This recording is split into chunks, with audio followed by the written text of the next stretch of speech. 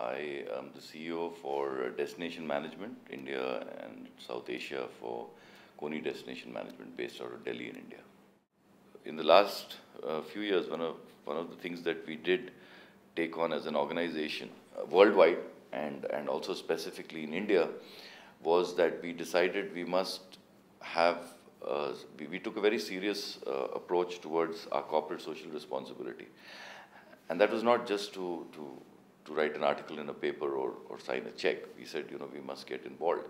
And I'll give you three very simple examples that worked out very well for all of us. One of our strategic objectives in CSR is to build, is child protection. Right? And I think it's a very serious issue. While we see the beautiful side of tourism, we also must be careful about the dark side.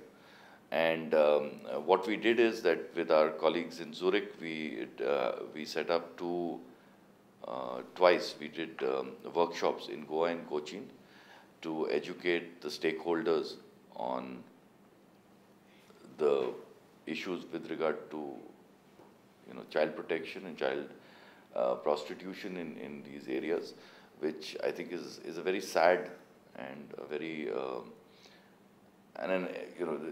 this is not something that we need to just discuss. We need to take some action, and that's exactly what we did. And we went out. We had two very good workshops, very well attended.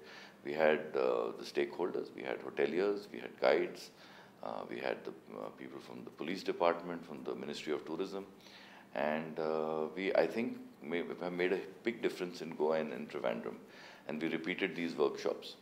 And interestingly, PATA gave us a gold award for that, which was nice.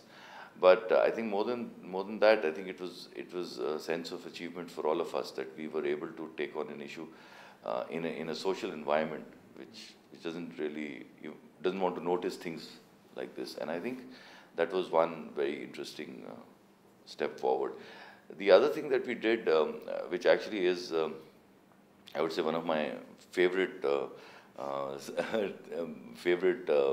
projects that we did on a more than a CSR, it was more involvement of people. We worked on an empowerment of women project near our office, and we give these handbags out to customers with documents in it.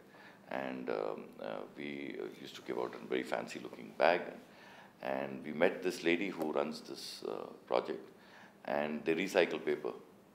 So, and their raw material is newspapers.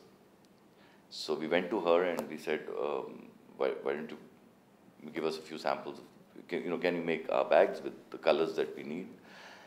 And sure enough, she could do it. So now we run this project. We actually collect newspapers in the office. Right? Everybody brings newspapers.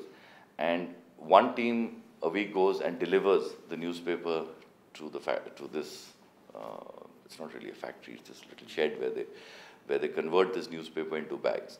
And then we buy the bags back from them at a higher than market value, and we give it to our customers. It costs me 1/3 to buy those bags.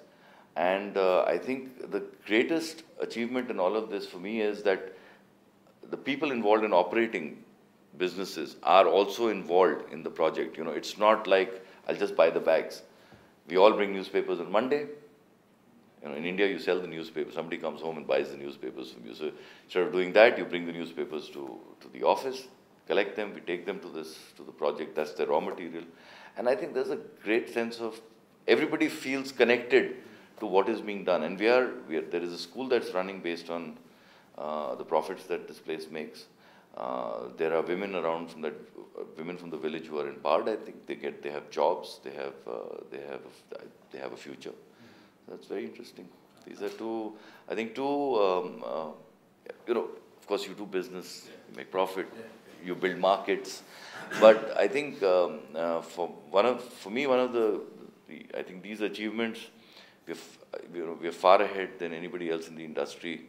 And this is not being competitive. This is just being more on the fact that it's time, the industry also does more in a country like India.